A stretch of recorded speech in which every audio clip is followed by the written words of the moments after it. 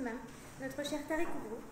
Donc je lui remercie d'être présent parmi nous. Donc, vous êtes théologien, recteur de la Grande Mosquée de Bordeaux, aumônier des prisons. Vous êtes intellectuel et écrivain. Vous avez écrit plusieurs ouvrages, dont L'unicité de Dieu, Profession imam ou encore Un imam en colère. Vous avez été décoré de la chevalier de la Légion d'honneur en 2013. Donc, sans plus tarder, je vous laisse, Monsieur Tariq Oubrou, la parole. Merci pour cette invitation et de me donner l'occasion de donner peut-être une matière à réflexion sur la question de la laïcité à la lumière de la présence d'une religion qui n'a pas été considérée au moment de l'élaboration de la loi de la séparation de l'État et des Églises, la loi 1905. Donc l'islam est venu s'installer dans l'Hexagone avec un retard historique par rapport à cette loi qui traduit la notion de laïcité qui est une dimension notoire de notre République. Il y a en réalité deux laïcités,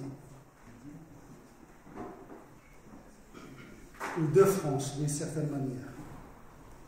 Il y a la France des valeurs universelles, égalité, fraternité, liberté, laïcité. Et puis il y a la France de la réalité.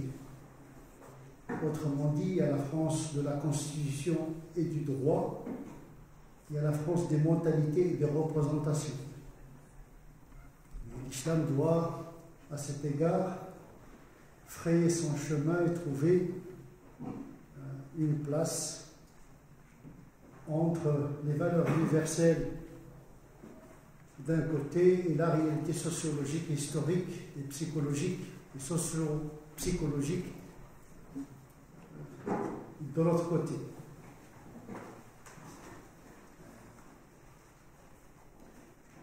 La laïcité française traduit une histoire tendue entre le pouvoir politique et, je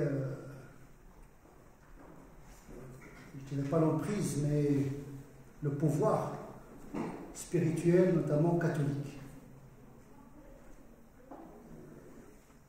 C'est un processus qui fut long, voire violent, justement pour aboutir à la laïcité qui a pris forme dans la loi de 1905.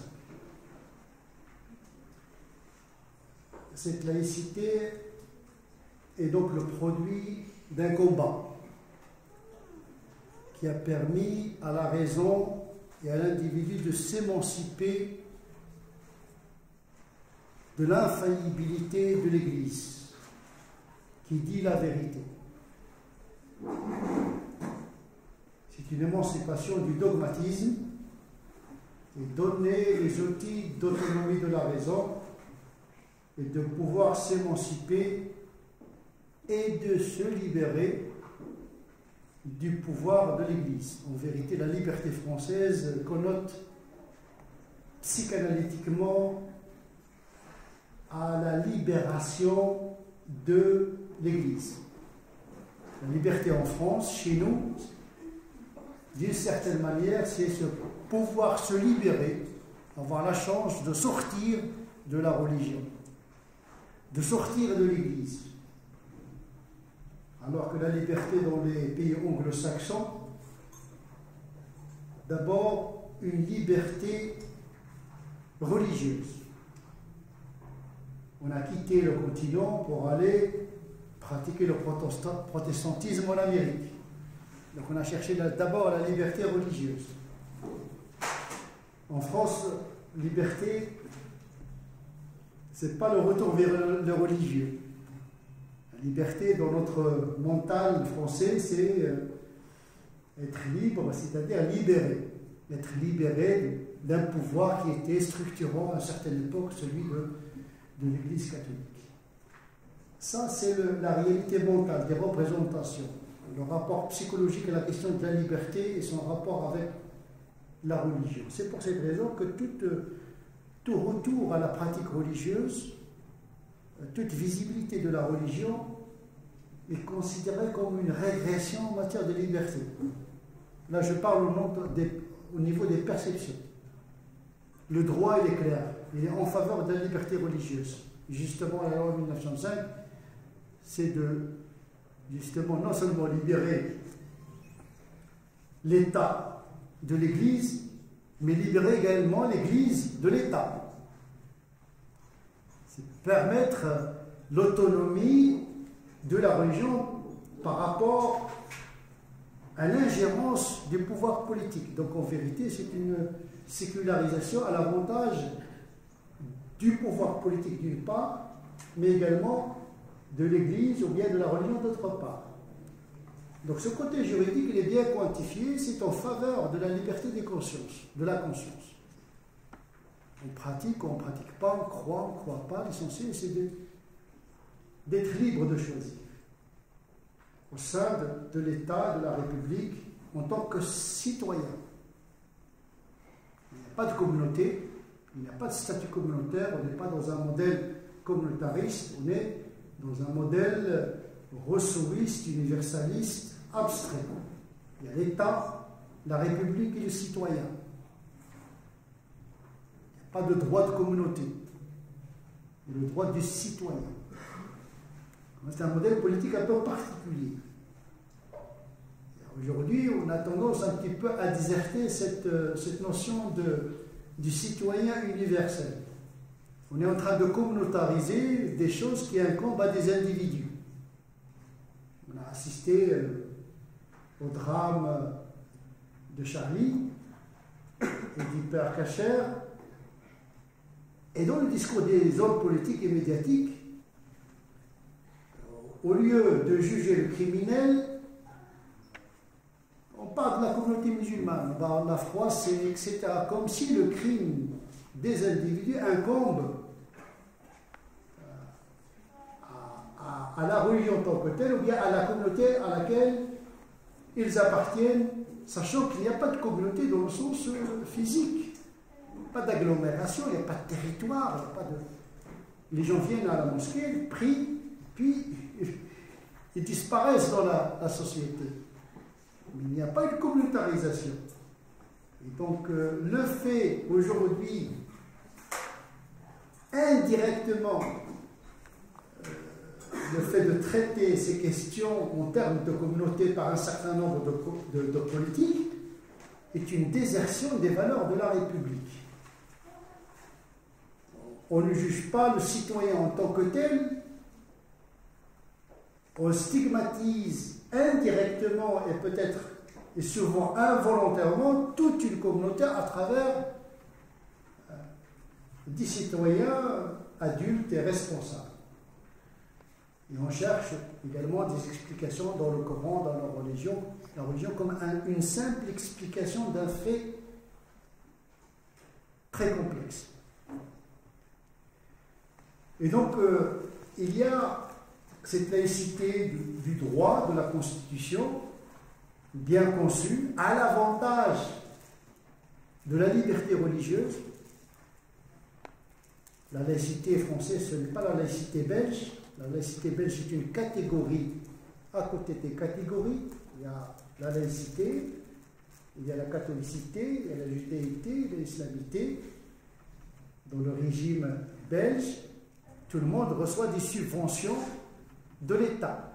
Les laïcs, qui est une catégorie, reçoivent les mêmes subventions que les catholiques, que les juifs, que les musulmans. Donc on est dans un modèle où la laïcité est une catégorie à côté des catégories.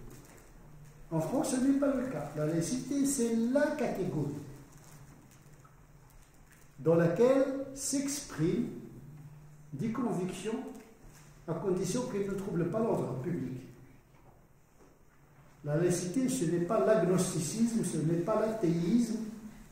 La laïcité ni pour, ni contre les religions.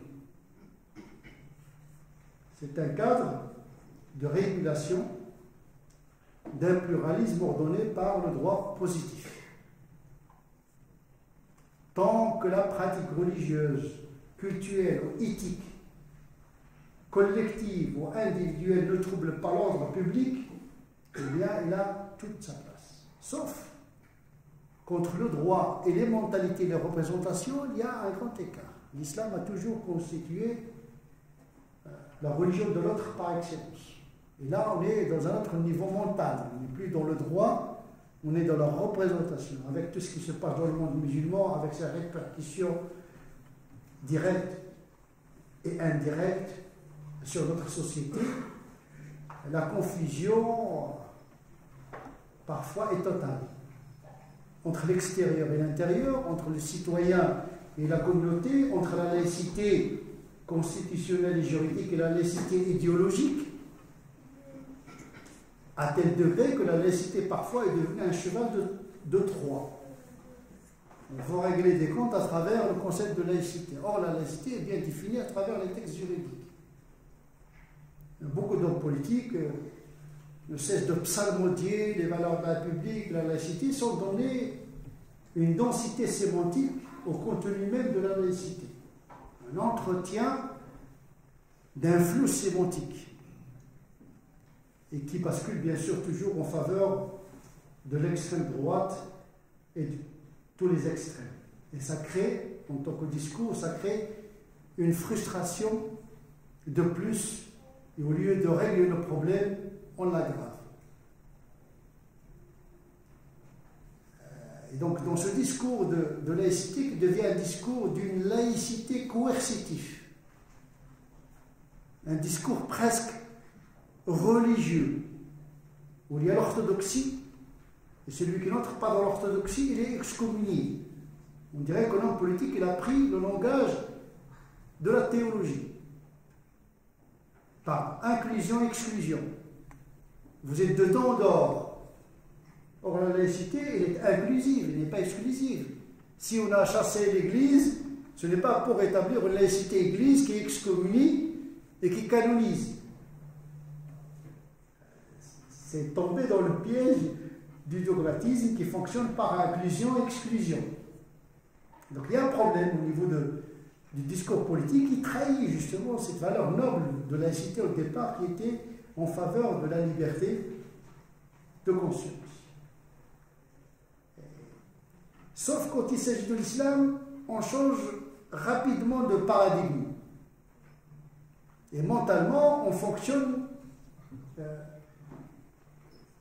comme si l'islam n'est pas une religion, entre autres. Oui, la laïcité, mais les musulmans, ils ont un problème avec la laïcité. Comme si l'Église catholique a admis la laïcité d'emblée. L'Église a combattu la laïcité, même après 1905. C'était un combat violent. Jamais l'Église catholique n'a accepté que la France soit laïque. Il y a déjà deux France, laïque et catholique. Ce n'est qu'après la Première Guerre mondiale, puis la Deuxième Guerre mondiale, qu'on a surmonté cette difficulté, parce que les tranchées, ils ont réuni les communistes et les catholiques, et donc voilà, c'est une cause commune qui a favorisé justement l'apaisement de la laïcité, parce que l'ennemi a fait que tous les Français, catholiques ou laïcs, de gauche ou de droite, ils se sont réunis, la guerre les a réunis d'une certaine manière, puis la laïcité est entrée dans une phase d'apaisement. Jusqu'aux années 80, où il y a une éruption d'une nouvelle religion qui n'a pas été prévue dans sa visibilité par cette laïcité en termes de recevabilité d'une visibilité par une laïcité à dominante culturelle catholique. Parce que notre laïcité est une catholaïcité. On a sécularisé peut-être l'espace, mais pas le temps. On a gardé les fêtes, etc., le dimanche, etc. Donc, quand même, ce n'est pas une laïcité totale. C'est-à-dire une laïcité équidistante par rapport à toutes les religions de manière équitable. Donc la réalité, quand même, la laïcité a pris plus en considération, c'est tout à fait normal, puisque cette laïcité a été construite contre la religion dominante, donc il en a gardé les traces, c'est tout à fait normal. Donc il y a un aspect historique de cette laïcité. Et donc, il y a aussi un facteur, c'est que le catholicisme, de l'intérieur, s'est sécularisé. C'est-à-dire la pratique religieuse s'est affaissée par la modernité, par le développement technoscientifique, etc. La foi chrétienne, en France, a subi un léger évanouissement. Mais pas une disparition totale, parce qu'aujourd'hui, on assiste à un retour, à un catholicisme parfois identitariste, dans des milieux un peu extrêmes, parce que l'islam a réinterrogé justement l'identité catholique, enfouie, latente dans les esprits des Français qui ont été certes sécularisés, mais quand même la foi catholique reste, la foi chrétienne reste quand même malgré tout. On a cru que voilà, la philosophie du progrès, que l'histoire est linéaire et que l'histoire va dans le sens de la sortie de la religion. Ce qu'on appelle le désenchantement. Le monde va sortir de la religion et c'est la science, c'est le progrès qui va triompher. On pensait que l'histoire était dans cette linéarité, mais l'histoire n'est pas linéaire, elle a toujours des renversements et que la sécularisation des contemporains aujourd'hui, et depuis les années 80, on assiste à une désécularisation, un retour à la spiritualité en général et au monothéisme en particulier. Et on a du mal à réaliser ce retour aux spiritualités. Il faudrait peut-être rappeler que nous sommes dans le continent, c'est-à-dire l'Europe, le continent le plus sécularisé du monde, et nous sommes dans le pays le plus sécularisé de l'Europe. Déjà, on est dans l'exception de l'exception. Et on a du mal à comprendre que le monde autour de nous est furieusement religieux. La religion, elle est partout dans le monde. Même dans l'ex-URSS, il y a un retour à l'orthodoxie. Là, on récupère Confucius par les communistes chinois. Donc, il y a un retour un petit peu aux origines. Il y a un salafisme universel, cette nostalgie aux origines et au passé. Le XXIe siècle va être probablement un siècle des généalogies et des archéologies, c'est-à-dire un retour vers des identités passées, imaginaires souvent et imaginées. Donc, l'islam est venu dans ce moment de désécularisation et qui a reposé la question de la laïcité. Mais en plus, il s'agit d'une religion qui a eu toujours une histoire tendue avec l'Occident depuis le Moyen-Âge. Donc il y a des traces de défiance dans l'imaginaire collectif à l'égard de cette religion, que ce soit chez les catholiques comme chez les laïcs. C'est la religion de l'autre. Les croisades, le colonialisme, quand même c'est une histoire un peu paradoxale. Il y a des moments de guerre et des moments d'échange civilisationnel, parce que les siècles d'apport arabo-musulman, ils ont contribué fortement, non seulement à ce qui est la modernité aujourd'hui, mais il a contribué à l'émergence de la scolastique et de la théologie spéculative qui a conduit à la philosophie moderne, en passant par Albert le Grand et saint Thomas d'Aquin, qui ont été en interaction philosophique avec la pensée d'Averroès. En même temps, il y avait des échanges et en même temps, il y avait une méfiance et une défiance. La fascination et la peur de l'autre. En Occident, l'Orient ont toujours gardé ce rapport un peu de fascination, mais en même temps de peur et de crainte. Et ça continue. Et donc, vers les années 80, on n'a pas pris au sérieux cette présence. Les primo-migrants étaient discrets parce qu'ils étaient de passage. Une présence au départ allogène, mais qui est devenue par la suite, avec la deuxième, troisième génération, une présence définitive et irréversible, mais on avait du mal à réaliser cette installation définitive. Le politique, l'instituteur, le professeur, les médias, il y avait une procrastination, un refoulement généralisé à l'égard de cette présence. Jusqu'aujourd'hui, on a du mal encore à réaliser qu'il y a une troisième, quatrième génération qu'on renvoie toujours à ses origines. C'est comme si l'étranger de l'intérieur. On a du mal à surmonter le poids des représentations. D'un côté, on a une république qui a des valeurs universelles, et d'un côté, il y a des mentalités qui nous travaillent en profondeur. Et on est dans cette schizophrénie républicaine. D'un côté, c'est magnifique, la République, mais d'un côté, la question sociale, l'application du droit, le respect de l'autre, on a du mal à les réaliser. On voudrait bien une diversité, mais à condition qu'il n'y ait pas de différence. Diversité, mais il faut changer de couleur, de yeux, et de religion, etc. Et encore. Donc, parfois, les musulmans se trouvent dans cette double violence. D'un côté, oui, liberté, bienvenue, citoyenneté, etc. Mais d'un autre côté, il y a les mentalités et l'histoire qui nous rattrapent. Et on a réduit toute la relation de l'islam, plutôt de la France et de l'Occident avec l'islam, presque à la guerre d'Algérie. Mais cette histoire ne va pas se réduire uniquement à la guerre d'Algérie qui a gardé des traces presque indélébiles dans l'esprit d'une certaine génération qui a vécu ce drame. Et donc il y a des histoires en conflit. La deuxième, troisième génération ne connaît pas cette histoire.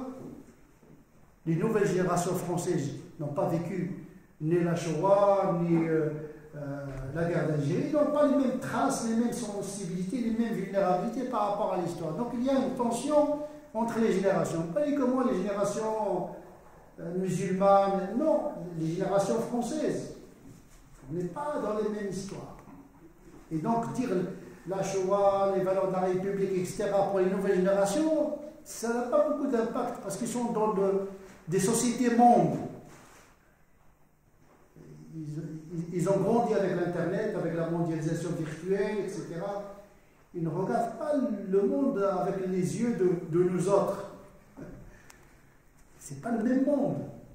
Et donc, quand le politique parle des valeurs de la République, sans les détailler, sans les expliquer, c'est comme quelqu'un qui récite le Coran, le psalmodie, mais qui n'est pas un arabophone et qui ne comprend rien.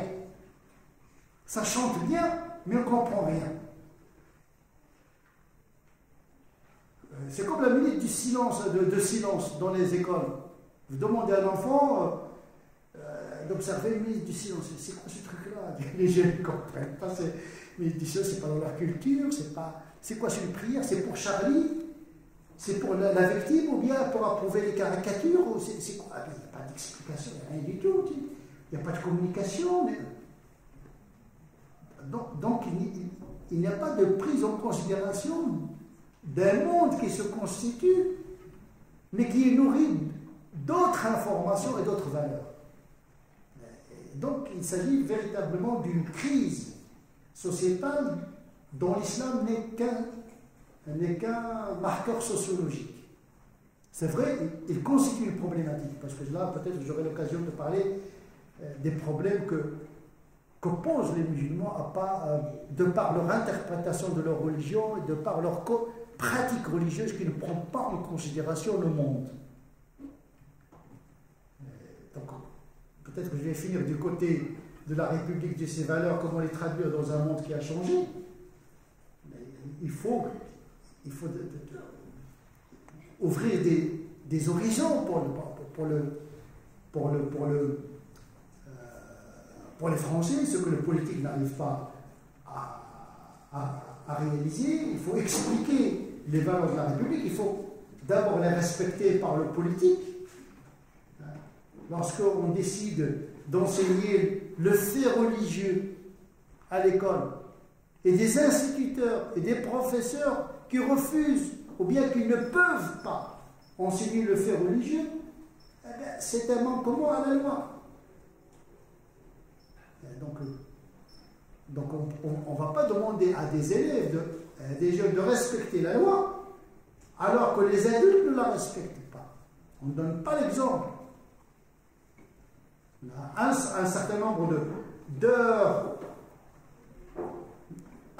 d'enseignement du fait religieux, parce que la religion fait partie de notre monde. Il faut une culture religieuse, pas le catéchisme. Il ne s'agit pas d'enseigner la religion en tant que telle, mais l'histoire de la religion. Il n'y a pas que des guerres dans l'histoire des religions. Il y a l'art, il y a la théologie spéculative qui a conduit à la philosophie, il y a les sciences, il y a des prêtres, des savants qui ont contribué. Mendel était un religieux, beaucoup de religions ont contribué à la recherche scientifique. C'est-à-dire la foi n'est pas antinomique au raisonnement scientifique. Et donc il faut revoir notre enseignement, notamment l'histoire des idées, l'histoire religieuse, à la lumière des enjeux contemporains. Parce que l'histoire, c'est toujours une fabrique de l'histoire. On interprète et on expose l'histoire à la lumière des enjeux et des projets en vue pour une société. Parmi les grandes frustrations que subissent une partie des citoyens, issus, comme on dit, de l'immigration, c'est-à-dire d'une culture d'une religion musulmane, c'est de ne pas voir transparaître dans le programme 8 siècles d'apport arabo-musulman. On passe de la philosophie grecque, la civilisation gréco-romaine, à la modernité, puis circuler, il n'y a rien à voir. Et au meilleur des cas, on considère que 7 siècles d'apport arabo-musulman la civilisation arabo-musulmane n'était qu'une courroie de transmission de la philosophie et du savoir grec. Quand on enseigne le théorème d'Al-Kashi au lycée, on ne prend même pas parfois le soin de dire Al-Kashi, c'est un arabo-musulman qui a généralisé le théorème de Pythagore. Les mathématiques sont bourrées d'arabes et de musulmans. La médecine a été enseignée jusqu'au début du XXe siècle d'Avicenne. L'algorithme, la pensée algorithmique est redevable. Al-Khawarizmi. D'ailleurs, algorithme vient Khawarizmi, c'est un mot latin. C'est une traduction latine de Khawarizmi, l'algèbre. L'épistémologie de la recherche, de l'expérimentation.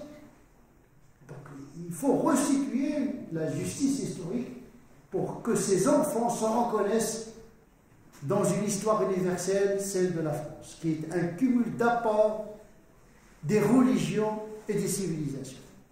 Ce que j'appelle, moi, l'intégration intellectuelle et mentale d'une communauté presque absente de l'histoire, de ce que nous sommes aujourd'hui en France. Le deuxième volet qui va m'intéresser, c'est le problème dû à la relation des musulmans, et là je généralise un petit peu, je caricature, sans être Charlie, c'est que les musulmans, l'islam est né avec la logique de la civilisation. Avec un État, un territoire, on n'a pas subi de persécution pendant 3 siècles, comme est le cas du christianisme. L'islam est né avec le pouvoir politique, avec l'Empire. Donc on a comme on a deux France, on a 2 islams. Il y a l'islam historique, il y a l'islam religieux et spirituel. Et là, les musulmans doivent faire le tri.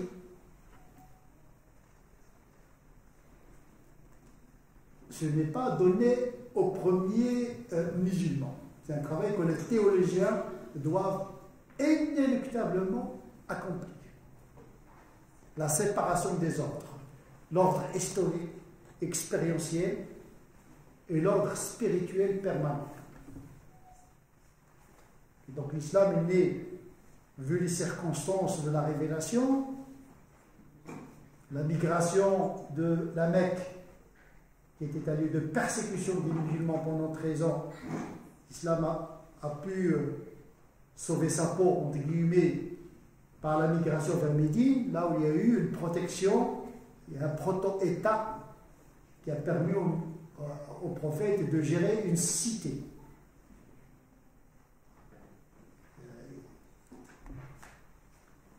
Une armée, un territoire. Donc l'histoire a changé.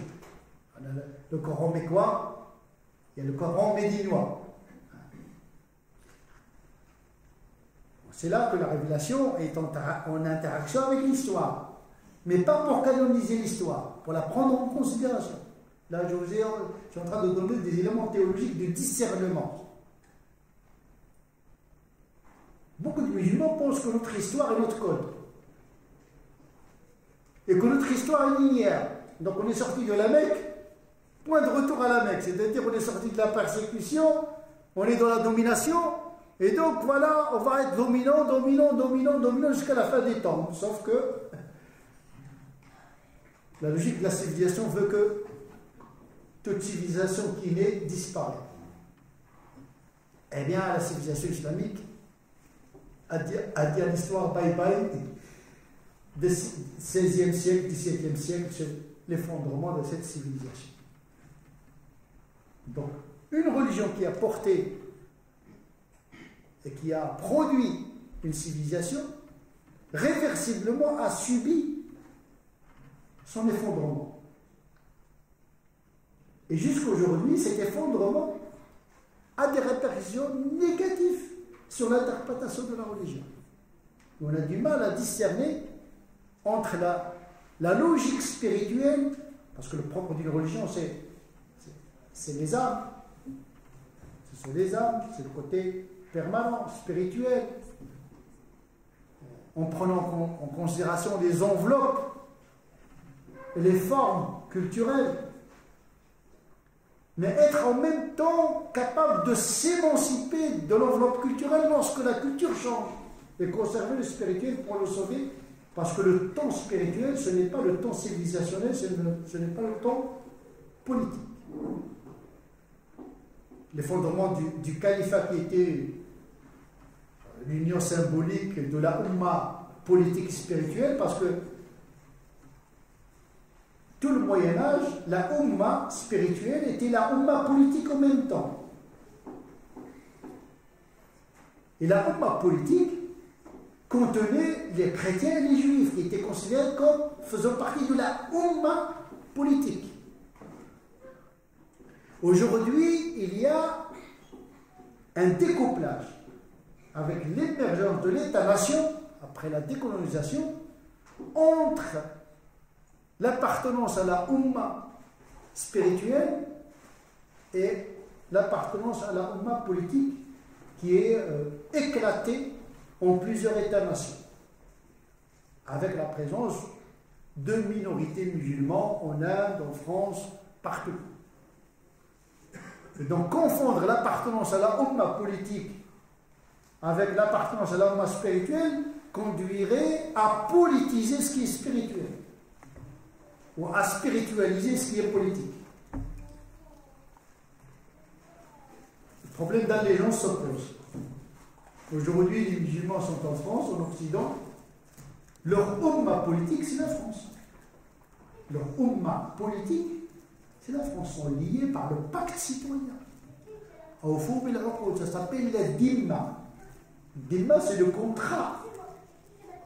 Que ce soit avec les minorités, ou que ce soit lorsque les musulmans sont minoritaires dans un système majoritaire. La Dhimma du Moyen-Âge, c'est une proto-citoyenneté. C'était un embryon de citoyenneté, parce qu'il n'y avait pas l'État-nation à l'époque.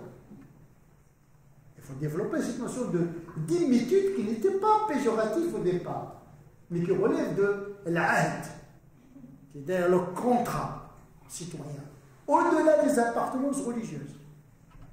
Nous avons une littérature très fertile dans ce domaine-là. Donc théologiquement parlant, on peut considérer entre l'appartenance à une communauté spirituelle, c'est-à-dire une communauté céleste, une citoyenneté céleste, avec une citoyenneté terrestre liée à un système politique à travers un contrat politique qui s'appelle la citoyenneté selon le modèle où vit le musulman. Et ce qui nous concerne ici, c'est la citoyenneté à la française. Donc ce travail doit être fait. Ce travail fondamental qui n'est pas encore fait. Il y a des postures stratégiques, oui, islam, République, islam de France, mais quand on commence à le détailler, on ne trouve rien du tout. Islam citoyen. Monsieur, islam, ce n'est pas un monsieur pour qu'il soit citoyen. Islam, c'est une religion. Moi, on me dit islam citoyen, je ne l'ai jamais rencontré. J'ai rencontré Mohamed citoyen, Khadija citoyenne, mais l'islam citoyen, ça n'existe pas. L'islam, il est ici, il est ailleurs, il est en Amérique, il est partout. C'est une religion spirituelle qui circule. Par contre, le musulman français, oui.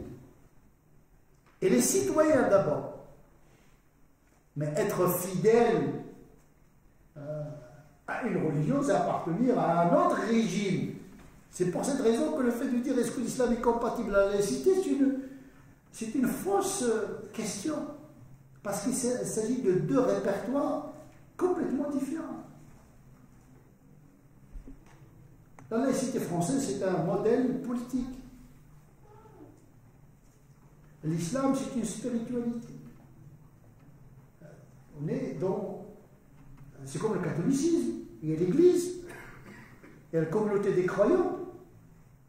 Catholiques argentins, catholiques français, ils sont unis par le culte, par la foi, par le culte, par une certaine éthique qu'ils négocient selon les régimes politiques ou les sociétés dans lesquelles ils vivent. Mais la même chose pour l'islam. Même si en islam il n'y a pas d'église, c'est encore plus décentralisé. Un gallicanisme ontologique de la religion musulmane parce qu'il n'y a pas d'église centrale. Il n'y a pas d'église, il n'y a pas d'institution qui canonise, etc. Donc c'est une religion, théoriquement, il est la plus à même à s'adapter parce qu'il n'y a pas une centralité dans l'interprétation de la religion. À chaque communauté d'interpréter sa religion à partir de sa réalité. C'est à partir de la réalité française que doit se construire non seulement le rapport à la religion, mais la méthodologie d'accès à l'interprétation et à la pratique de la religion. Et donc la réalité comme source épistémologique d'interprétation de la religion. Là, il faut développer des mécanismes herméneutiques. C'est très intéressant au niveau théologique. Parce que la laïcité, quand même, c'est un laboratoire de l'universel. Donc c'est un exercice théologique très intéressant. Mis à part la pression psychologique que pose la présence de l'islam en Occident. Mais théologiquement, intellectuellement, même spirituellement, c'est une situation très intéressante. Parce que c'est dans les paradoxes que se construit une nouvelle théorie et théologie. On dit que le paradoxe catalyse la pensée.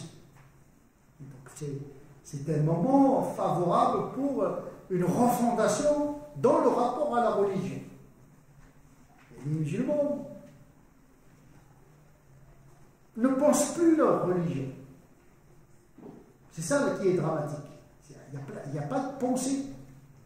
Il y a des revendications de quelques pratiques et de l'identité, avec des revendications d'ordre,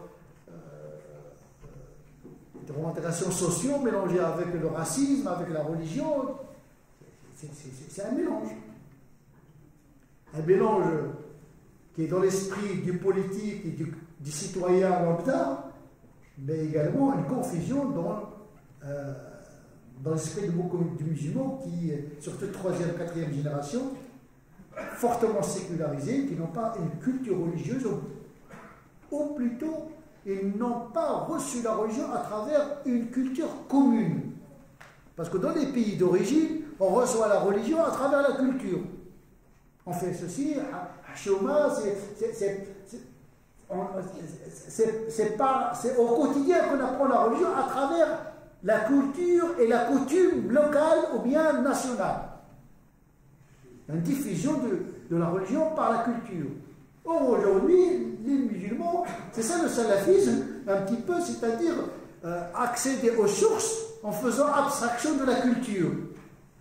C'est-à-dire reproduire un modèle médinois qui peut-être qu'il n'a jamais existé qu'à travers peut-être une imagination d'aucun, mais qui n'existe pas dans la réalité, parce que l'histoire de Médine est complexe et paradoxale. Donc au lieu de reproduire l'esprit, ou bien le principe actif de la religion, nous sommes en train de reproduire l'histoire et les excipients qui ont permis à la religion d'être reçue, transmise. C'est comme un médicament. Dans un médicament, il y a le principe actif, il y a des excipients. Si vous transmettez les excipients et vous laissez le principe actif, ça s'appelle un médicament placebo. Je ne sais pas si vous connaissez les médicaments placebo. On nous donne l'illusion de vous donner un médicament, mais il est construit uniquement et fait de maïs pour guérir les malades imaginaires, sans principe, sans molécules. Eh bien, c'est ce qu'on est en train de transmettre à nos enfants, c'est l'histoire, pas l'identité, au lieu de leur transmettre des valeurs universelles qu'il faudrait mettre dans l'excipient culturel français, c'est-à-dire l'épistémie occidentale. C'est ce que j'appelle la théologie de l'acculturation. Tant qu'il n'y a pas une culture intégrée, les musulmans ne peuvent pas recevoir, sentir, rêver et pratiquer leur religion. C'est ce que nos aînés chrétiens appellent la théologie de l'inculturation. C'est très important de théoriser la culture, mais il ne faut pas se tromper de culture. Il ne faudrait pas reproduire la culture du moment coranique, parce que dans le Coran et dans la Sunna, il y a le principe actif dans les enseignements, mais il y a l'enveloppe culturelle qui a permis justement la réception de la révélation, de sa transmission. Il y a des gens qui veulent reproduire le modèle anthropologique des Arabes, patriarcal, tribal, matière familiale, matière vestimentaire, etc. De pouvoir reproduire quelque chose de...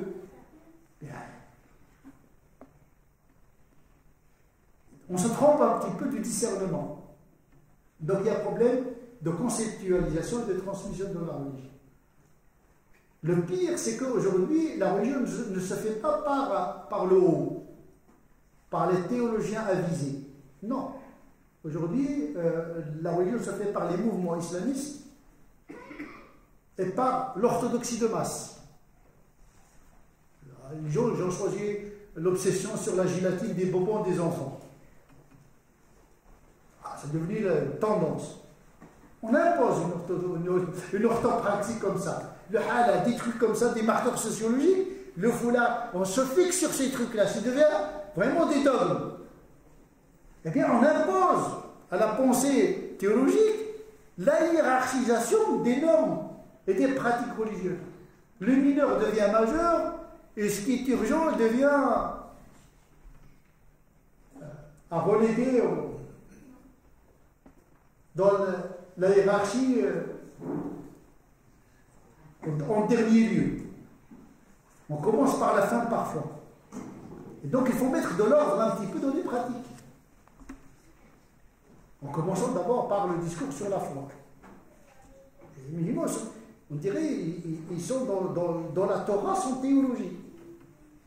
La halakha ou bien la sharia, sans théologie, sans discours sur Dieu, sur l'homme, sur la liberté, etc. Ce qu'on appelle au son les fondements de la religion, c'est-à-dire le discours sur de quel Dieu s'agit-il. Parce qu'il y a aussi, les musulmans pensent que la question de Dieu, ça y est, c'est fini, c'est réglé. Mais non, il y a plusieurs options. Laquelle choisir? C'est même pas dans l'imaginaire de beaucoup de musulmans qu'il y a plusieurs théologies sur Dieu. Il y a plusieurs théologies musulmanes sur l'homme, sur la femme, sur la liberté, sur la responsabilité. Il n'y a pas ce discours-là. Il y a un discours plus qui instrumentalise inconsciemment la religion pour des revendications identitaires. Et là, on est en train d'asphyxier la religion totalement. Non seulement on crée un déséquilibre spirituel dans le mental des musulmans, mais on crée un déséquilibre laïque dans la société. C'est vrai qu'il faut prendre en considération le droit. Le droit me permet de pratiquer. Bon, pratiquer. D'accord? Mais si tu me dis que les babouches font partie de la religion, je te dis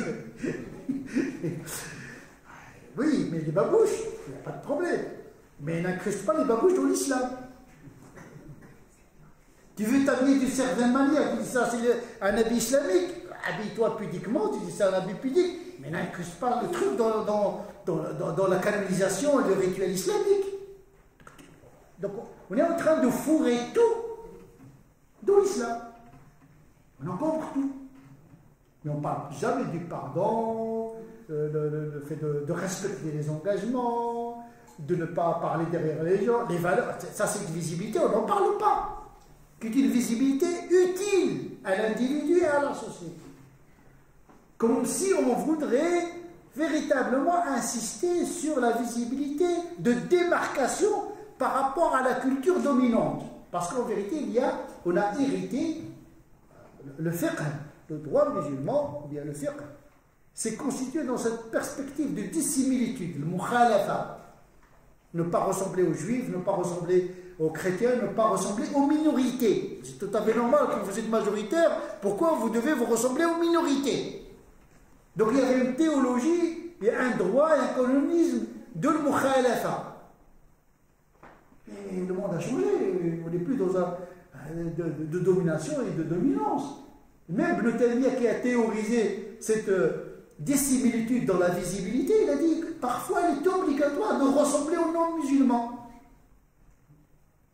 pour garantir l'ordre public. Donc tout un livre sur la défense de l'mukhalafa, c'est-à-dire une visibilité de rupture par rapport au christianisme, au judaïsme et aux minorités, il développe. Cependant, dans certaines circonstances, la ressemblance est la norme. S'il s'agit de créer un équilibre entre les peuples, etc. Donc il y a de la géopolitique dans la formulation du fiqh. Ces a priori échappent à celui qui apprend et qui enseigne le fiqh aujourd'hui. Parce qu'il pense que le fiqh c'est quelque chose d'abstrait. Le fiqh c'est le droit musulman, le droit canon. Qui théorise pour la visibilité. Si vous n'avez pas ces idées-là, c'est des dégâts que vous allez commettre au niveau spirituel, moral, sociétal, économique, politique et à tous les niveaux. Donc la clé, c'est dans la compréhension. La qualité de la compréhension. Un discours d'abord sur les questions métaphysiques, la aqidah, puis les pratiques culturelles. C'est la deuxième, les choses qui ne changent pas dans une religion, c'est la connexion à la divinité à travers un langage symbolique. Les prières, le jeûne, le pèlerinage, la méditation, le langage du cœur, la connexion, le geste du corps, etc. Ça, ce côté-là, et qui unifie tous les musulmans, quel que soit leur temps et quel que soit leur contexte, parce qu'il s'agit d'un rapport avec la divinité. Et dès qu'on passe à l'éthique et le droit, eh bien, il y a des valeurs universelles qui ne changent pas, la dignité, la dignité de la personne humaine, la liberté, respecter la liberté de l'autre, etc. Par contre, les lois qui traduisent ces valeurs, ils doivent prendre en considération la réalité de l'individu, de la communauté, de l'humanité, la réalité économique, psychologique, etc. Et donc, se tromper de réalité, c'est se tromper de religiosité. Et je pense que le produit que nous donnons aujourd'hui aux nouvelles générations est un produit islamique qui est sans issue. Et qui provoque plus d'un trouble psychologique, spirituel qu'une procuration d'une sérénité qui dure dans le temps. Parce que la pratique religieuse, c'est pas que vous avez 5 prières par jour, c'est pour 50 ans, 60 ans. Hein. C'est le deuxième pilier. Mais là, on zappe, on passe à autre chose. Hein. On passe de la conversion au foulard. Mais il s'est converti et s'est enfoulardé. Ah, on a brûlé toutes les étapes de la foi, de la prière, de la piété filiale. C'est devenu, il y a des sujets qui sont des sujets obsessionnels. Moi, ça me dérange beaucoup ce rapport à la religion qui devient vraiment un rapport plus psychologique, d'affirmation de soi, au lieu de chercher la transcendance, la quiétude et de l'intelligence. Donc les musulmans, ils ont une part de responsabilité parce qu'ils ne prennent pas en considération les représentations. Il ne s'agit pas de revendiquer un droit. Oui, vous avez un droit. Mais à force de revendiquer, vous allez créer quelque chose d'encore plus grave. Créer de la haine, de la méfiance. Vous savez, vous pouvez gagner un procès, mais vous allez perdre tout un peuple. Et donc moi, à mon sens, l'islam ne doit pas se contenter uniquement de s'ajuster au droit, mais également de se négocier dans sa visibilité sans perdre son âme, bien sûr, sans renoncer en permanence des pratiques et des croyances. Eh bien, il faut intégrer les représentations, les peurs, les craintes de l'autre, la culture, les mentalités, tout ceci, c'est très important. Ça s'appelle l'orf. Le Coran a pris en considération la mentalité des Arabes, il ne les a pas brusqués. Et voilà, on ne peut pas construire cet islam entre musulmans, c'est impossible. Quelle est la théologie de l'altérité? Quelle est la place de l'autre? L'autre aussi, il est concerné par ma présence, par ma visibilité, par mon comportement. Est-ce qu'il a aussi le droit d'un petit peu de participer à ce qui le concerne d'une certaine manière? Et je pense que cette oscillation entre le droit,